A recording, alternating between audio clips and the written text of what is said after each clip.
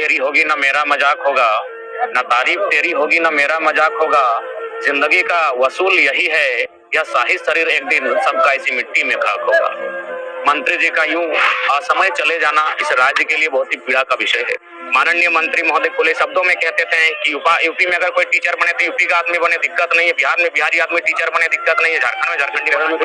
Tiger Jagannath Mahato जी का समय निधन पर क्या कहेंगे? जिस समय झारखंड को उसका जरूरत था, खास करके नियोजन नीति झारखंड नीति में बनना चाहिए था, 25 अभियान आधारित स्थानीय नीति होना चाहिए, उस समय ये चले गए। दुखद विषय है, राज्य के लिए पीड़ा का विषय है, लेकिन हम मनुष्य हैं, एक पात्र मात्र के हैं और सबको अपना अपना रोल मिलता है। इस रोल को निभा कर जाना पड़ता है कि ना तारीफ तेरी होगी ना मेरा मजाक होगा, ना तारीफ तेरी होगी ना मेरा मजाक होगा। जिंदगी का वसूल यही है, यह शाही शरीर एक दिन सबका इसी मिट्टी में खाक होगा। ये दुनिया का सत्य है, अंतिम सत्य है। जो लोग इस संसार में आए हैं उन्हें संसार से एक दिन अलविदा कहना पड़ता है। हालांकि मंत्री जी का यूं असमय चले जाना इस राज्य के लिए बहुत ही पीड़ा का विषय है। आज करोड़ों जनता की उम्मीदें उन पर टिकी हुई थी और उन्होंने उस उम्मीदों के मुताबिक राज्य के लिए कार्य भी किया है। अगर वह जरा सा भी अपने हित की चाहत रखते तो मुझे लगता है मेडिकल सुविधा लेने के बाद कुछ दिन आराम करने के बाद अपने आप को स्वस्थ कर सकते थे या फिर अपनी आयु को कुछ दिन और ले जा सकते थे। लेकिन हमेशा उन्होंने बीमारी काल में भी, कोरोना काल में भी, गंभीर बीमारी से संकट में रहने के बावजूद भी जनता की सेवा में हमेशा रहे।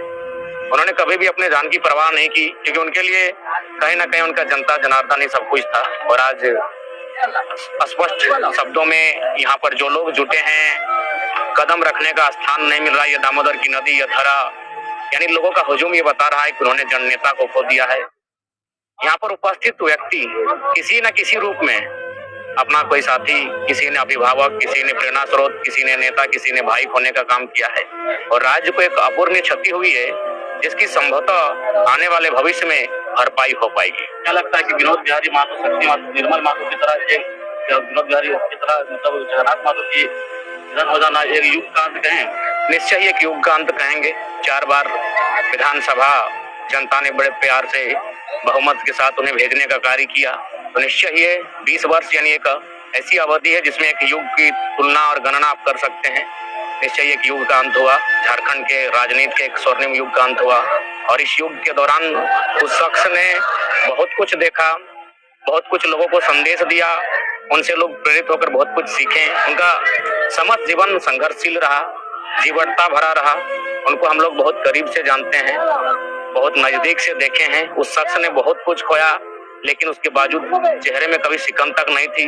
मुस्कुराते हुए जनता की सेवा में सदैव तत्पर रहे और आखिरी समय तक अपने प्राणों का त्याग करने से पूर्व तक उन्होंने जनता की सेवा किया। जयराम जी, काफी समय वक्त उनके साथ आप बिताए हैं, मंत्री जी के साथ आप? हाँ, निश्चय ही मंत्री बनने से पूर्व उनसे आत्मीय संबंध रहा है, घरेलू संबंध रहा है, भावनात्मक संबंध रहा है और मेरी कद्र भी बहुत अच्छी करते थे। जब भी चूंकि उनसे अधिकतर सामना फुटबॉल के मैदान में होता था, जब वो मुख्य अतिथि बनकर आते थे और अक्सर मैंने देखा, अपने आप को पाया कि उनके इर्द गिर्द जो लोग रहते थे, मैंने वीआईपी टाइप के लोग, उनको बोलते थे स्वयं कि थोड़ा सा आप तो मेरे साथ रोज रहते हैं, बच्चा को बैठने दीजिए और बहुत जानकार लड़का है, बहुत तेज लड़का है, इससे जब हम बैठते हैं और बात करते हैं तो बहुत कुछ हम भी सीखते हैं। और मेरे अक्सर पीठ पर हाथ रखते हुए काफी देर बात करते थे, जब तक आपका पुरस्कार वितरण नहीं होता था। क्योंकि हम फुटबॉल के मैदान से मेरा भी नाता रहा है, कमेंट्री या खेलने के बहाने हम हमेशा जाते थे, तो निश्चय ही मैंने उनको बहुत करीब से देखा है, उनके बारे में जाना है। एक जीवटता भरे इंसान थे जिन्होंने जिंदगी के हर एक मोड़ पर, हर एक संघर्ष करते हुए, मुस्कुराते हुए लोगों को एक पॉजिटिव रहने का संदेश दिया। एक बात है जयराम जी की, मतलब जिस तरह की झारखंड जीत की मुद्दा सदन, सड़क से लेकर सदन तक उठाते थे, उनके अंदर एक झारखंडियत थी। अब वो झारखंडियत को कमी आज किस प्रकार? निश्चय ही आज अगर मैं बात करूं झारखंड राज्य की, तो आप देख सकते हैं एकमात्र बहुत कम नेता ऐसे हैं जो झारखंडियत मुद्दों पर बात करते हैं, वरना लोग अपना वोट बैंक की बात करते हैं। बड़े बड़े नेता को देखा, बड़े बड़े तूफानी नेताओं को देखा, लेकिन जब झारखंडियत मुद्दे की बात आती है उनकी मुंह चुप्पी साध लेती है। लेकिन मंत्री जी ने बहुत ही प्रखरता के साथ सड़क में भी और सदन में भी झारखंडियत मुद्दों पर बात कहा। उन्होंने स्पष्ट शब्दों में कहा है कि भाई झारखंड झारखंडियों का है, यहाँ अगर कुछ भी लाभ मिले, प्रति लाभ मिले तो वह झारखंडियों को मिलना चाहिए, क्योंकि राज्य उनके पूर्वजों के संघर्ष और बलिदान से मिला है, बना है। अब इसका बात कौन करेगा? जिस तरह से मुखरता के साथ वो सदन में, सड़क पे बात करते थे, खुलकर एक पद पे रहते हुए? हाँ, निश्चय ही सड़क पर बात करने के लिए तो हम लोग हैं, नौजवान जो छात्र संघर्ष कर रहे हैं, आंदोलन कर रहे हैं, वे लोग सड़क पे तो बात करेंगे 1932 की नियोजन नीति, 60-40 की, तमाम झारखंड के मुद्दों की। लेकिन सदन के भीतर बात करने वालों की थोड़ा सा कमी आई है। लेकिन उम्मीदें हैं, कुछ नेता हैं उनके जाने के बाद जो संभवतः उनकी सदन के भीतर भी झारखंड के मुद्दों की बात को रखें। हालांकि जगन्नाथ महतो जैसा संभवतः कोई अंदर बैठा होगा और ऐसे ही इन्हें टाइगर नहीं कहा गया था। निश्चय ही बेबाक अंदाज में, निडरता के साथ और बिल्कुल ऐसी सहजता के साथ बातों को रखते थे। हाँ, एक दिन देख ही रहे थे जब अमर बावरी मंत्री थे तो बड़ी सहजता के साथ इन्होंने कहा कि हम दोनों में कार्यों को लेकर डिबेट हो जाए, अगर तुम्हें जीत देवी तो हमें तरपटिया ज्वाइन कर लो, और हमें जीतबो तो मंत्री जी तोरा अमर पटिया ज्वाइन करे। तो बहुत ही बेबाक अंदाज था, किसी को नहीं बख्शते थे, बिल्कुल ठेठ भाषा में और झारखंडी भाषा में बात करते थे। बहुत ही एक ऐसे नायाब हीरा को आज राज्य ने खोया है जिसकी शायद ही संभवतः भविष्य में कोई भरपाई हो पाई। एक छोटे से गांव से निकलकर 4 बार विधायक और झारखंड के शिक्षा मंत्री के पद भी रहे, इस तरह के झारखंड वासियों को संदेश देना चाहते हैं? देखिए, झारखंड की माटी में केवल खनिज ही नहीं, इस माटी में मानव रूपी रत्न भी बहुत सारे हैं। जब भारत वर्ष में अंग्रेजों का शासन था तब इसी माटी में चुहाड़ विद्रोह के महानायक रघुनाथ महतो के नेतृत्व में एक बहुत बड़ा लंबा आंदोलन लड़ा गया। फिर सिद्धू कान्हू बिरसा मुंडा के नेतृत्व में तो कई ऐसे आंदोलन इस माटी में हुए हैं। तब कह सकते हैं झारखंड की माटी केवल यहाँ खनिज संपदा नहीं है, इस माटी में बिरले रत्न भी हैं और मानव रूपी रत्न भी हैं जो अपने राज्य को एक साधारण घर से, परिवार से निकलकर आगे जाकर राज्य के हितार्थ के लिए कार्य करते हैं। उन्हीं में से माननीय शिक्षा मंत्री थे। एक साधारण परिवार, साधारण घर, साधारण गांव से, साधारण क्षेत्र से और अति पिछड़े क्षेत्र से आगे निकलकर राज्य में अपना एक सिक्का जमाया, पूरे राज्यवासियों के लिए प्रेरणा के स्रोत, आदर्श बने। तो कहीं ना कहीं इसके पीछे उनकी जीवटता, उनकी कर्मठता और जुझारूपन शामिल था। राम जी, खाद्यान्न आधारित स्थानीयता और नियोजन को लेकर अब कौन बात करेगा? उनका सपना पूरा होगा? देखिए, चूंकि आज उनकी अंत्येष्टि के कार्यक्रम में माननीय मुख्यमंत्री महोदय आए थे, विधानसभा अध्यक्ष भी आए थे, बहुत सारे अन्य मंत्री विधायकगण भी आए थे। तो मैं चूंकि राज्य के मुखिया भी आए थे, हमारी दृष्टि उन पर पड़ी, तमाम पत्रकारों की दृष्टि उन पर पड़ी।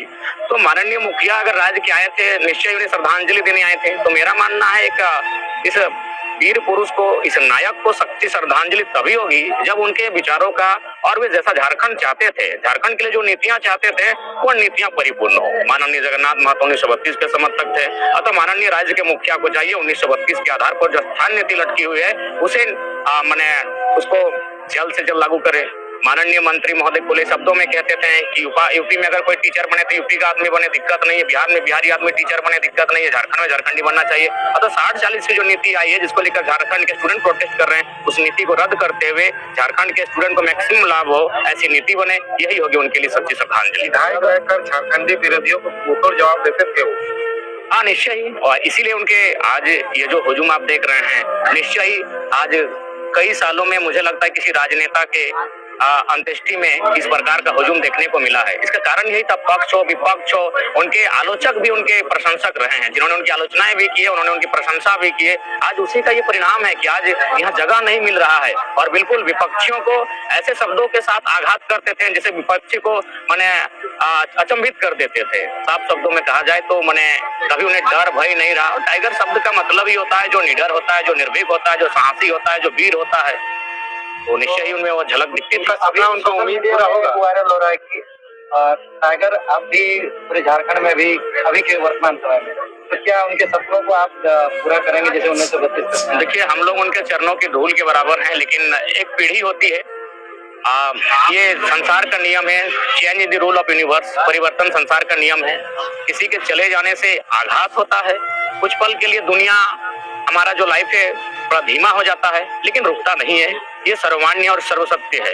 तो अब उनको अनुकरण करते हुए, उनके पथ को अनुसरण करते हुए हमें भी आगे बढ़ना होगा और उन्होंने जो पथ दिखाया है, जो वो चाहते थे, उसे हम लोग को करने का प्रयास करना होगा। निश्चय ही वो एक ही थे, लेकिन हम लोग उनके जैसा करने का प्रयास करेंगे और कर लिए तो ये हम लोग के लिए गौरव का विषय होगा। उनका सरनेम समझ जाता है, क्या लगता है कि गुंजी विधानसभा जो चुनाव होने वाला रंग रूप? देखिए, आज मैं चाहूंगा, मैं जहाँ पर खड़ा हूँ यहाँ अगर इस तरह की बातें उचित नहीं होंगी, आज उस महानायक को ही केवल याद किया जाए, उनके बलिदान को याद किया जाए, उनके संघर्ष को याद किया जाए, उनके सोच, उनकी नीतियों को याद किया जाए, इस पर आज हम लोग बात करना चाहते हैं। सपना, उनका उम्मीद पूरा होगा? देखिए, प्रयास कर सकते हैं, राज्य की जनता प्रयास कर सकती है, राज्य के मुखिया को प्रयास करना होगा और वास्तव में झारखंड के महापुरुषों की सच्ची श्रद्धांजलि तभी होगी जब वो जिस हालात में झारखंड को देखना चाहते हैं, जिस परिस्थिति में झारखंड को देखना चाहते हैं, वो परिस्थितियां संपूर्ण हो।